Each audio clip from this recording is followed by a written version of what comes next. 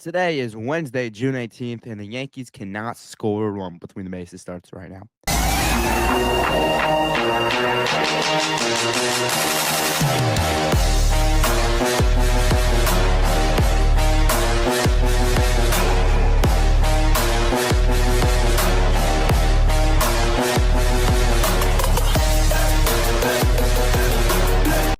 Hello, everyone, and welcome back to an episode of the Between the Bases podcast. Just me today. I have to get something off my chest. I think most of you guys watching are all Yankees fans, obviously. It's my team. I live every minute I die. I'm always thinking about them. I live and die with this team. And I have to get this off my chest. It's gonna be short today. The Yankees cannot score a run. They can't. Haven't scored a run since Saturday. They went Sunday, Monday, Tuesday because they played Monday. They went Sunday, Monday, Tuesday without scoring a run. That cannot stay the same. They faced good pitching in that time. They faced Brian Bale. They faced Soriano on the Angels, who's had a nice year. But yesterday they faced Kyle Hendricks. All right, Kyle Hendricks has the second lowest ERA in baseball. You know who has the highest ERA in baseball? The guy pitching tonight for the Angels, who they better score a run off of. The guy's fastball, Kyle Hendricks, is 89 miles per hour. That's the fastest pitch he threw last night, and the Yankees could not hit him. There's something going. I know, yes, it's June. It happens every single year. The Yankees' offense in April and May, and you can include the last week of March too, are on fire. They were the best offense in baseball. Where did that go? When did we turn into the Colorado Rockies? Okay, when did we? Even the Colorado Rockies' offense is not that bad. They're playing Coors Field.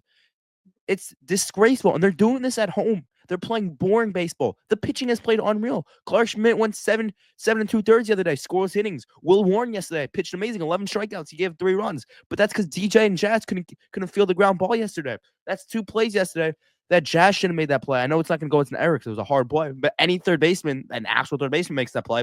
And DJ also should have came up with the play yesterday. Then any actual second baseman makes that play. It's disgraceful. Last week we were saying that they beat the Royals 10-2 last week.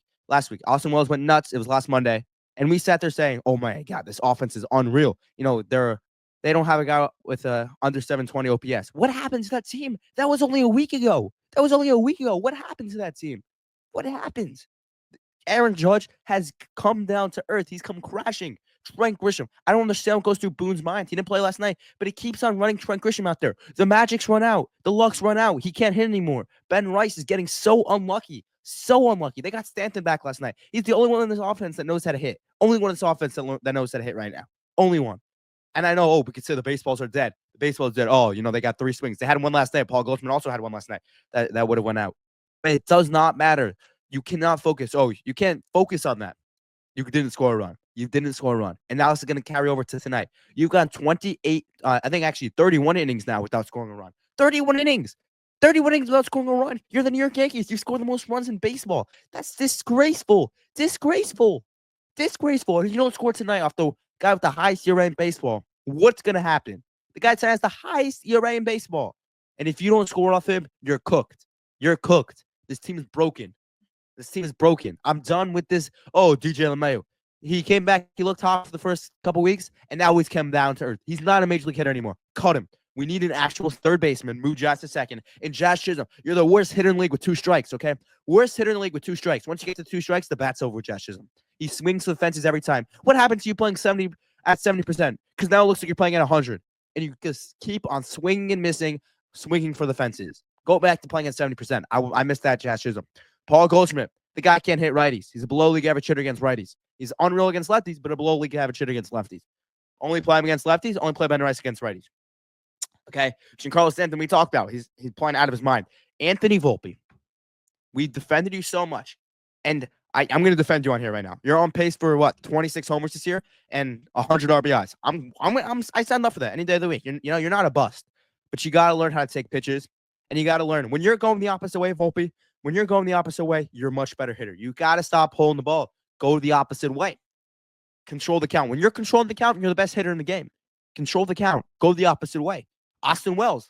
I'm not going to play much about because we need you to be a power hitting catcher, and that's what you are. We don't need you to hit for average. You're a power hitting catcher with good defense. So Austin Wells, you're doing your job. Your job is not to get on base. Your job is to hit homers and power. I respect you. Cody Bellinger, he kind of went on that hot streak there. He's kind of cooled off as of late. He had some good swings in a couple days. Cody Bellinger just keep putting the bat on the ball, But what this Yankee team is, you could say, oh, you could chop it up. Oh, they're hitting the ball hard. They're getting unlucky. That does not matter. I don't care if you're hitting homers. I care if situational hitting. This team doesn't have that. This team doesn't have situational hitting. Monday night's game, they had 3 straight innings with a runner on second, nobody out. 3 straight innings. 3. And they didn't score any runs. Situational hitting. Do we not know how to do that? Do we not move the guy over to third? All it takes is, a sac bunt and a sac fly. That's all it takes with a runner on second. That's how you score a run. Situational hitting. Stop trying to swing for the fences. For the fences. And in that stretch where you guys haven't scored a run, I know I mentioned it before, is this starting pitching has played out of their mind. Out of their mind. Max Fried, 2 runs in 7 innings on Sunday. Clark Schmidt, 7 2/3 Monday night. And last night, scoreless innings, by the way. And last night, Will Warren, 3 runs. I know, and it wasn't his fault. And 11 strikeouts. The kid's done everything you want of him. The bullpens look nice. You have Lasagna coming on the other night. Johnny Lasagna, Jonathan Leisigo, Monday night, 2 innings of no run ball. I know we gave up the ghost runner, but that wasn't his fault. That's the ghost runner because the Angels did what they want to do. And I'm going to go on a rant here. I know it was home, but when you go on the road, this was Friday night's game. I know they did score a run, but that was off of Judge Homer. When you're the 08 team, you have an advantage. The Yankees play when they're on the road in an extra inning game. They play for a crooked number. That's not how it works. You get the runner in. You put the pressure on the team at the bottom of the inning to score. You can use your best pitcher.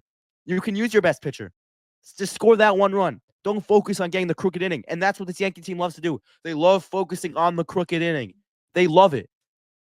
You have to realize the Yankees would rather say, hey, I'd rather score 4 runs in the bottom of the inning than none. We're do or die. That's not how you do it. You score 1 run in the top of the inning in extra innings, and then you put the pressure on the other team. And if they score, guess what? You get another chance at the top of the inning in the next inning. Okay? You get another chance. This team has no situational hitting. They don't. The defense, I can't. The defense has been horrible too as of late. What happened in that Kansas City series? What happened? The offense was playing out of their mind. They won 10-2 and 6-3. They had those big innings. You know what they were doing? They didn't play for the long ball. They had 2 long balls that whole the 3. Judge had 2 and Wells had 1. But you know what they were doing? I think it was the 7th inning of Tuesday night's game last week against the Royals. They put up 5 runs in the inning. You know how many homers they hit that inning? 0. That was situational hitting. They were moving runners over.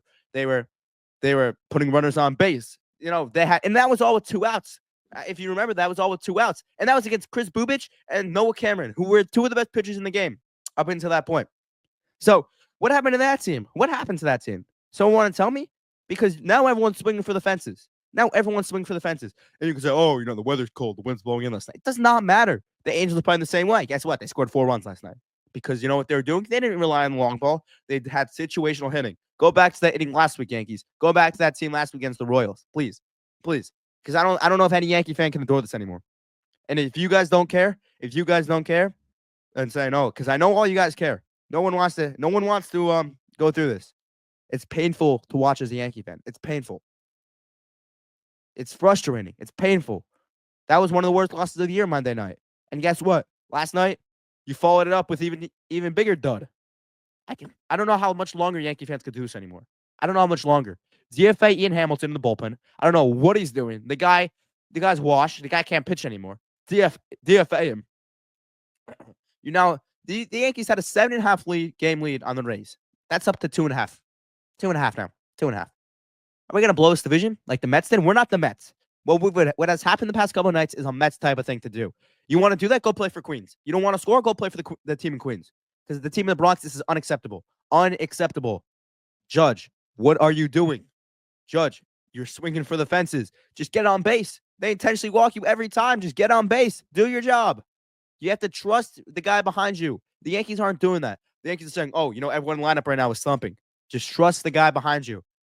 Trust the guy behind you. And honestly, I'd rather have the lineup be hot and have the lineup slump throughout the whole year. Because when the whole lineup's going and then you go through these stretches where the lineup's not going, then you're going to lose a lot of games like that.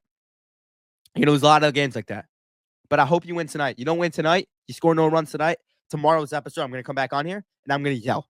I'm going to yell like I did yesterday for the Red Sox fans. I'm going to let it loose because I can't do this anymore. I can't take this anymore. It's embarrassing. It's disgraceful. You've got people making fun of us online. It's undeniable bad. You cannot do this anymore, Yankees. You cannot do this anymore. Remember, like and subscribe. Thank you for listening to my rant, and we'll see you guys later. Let's go, Yankees. Let's score and run tonight.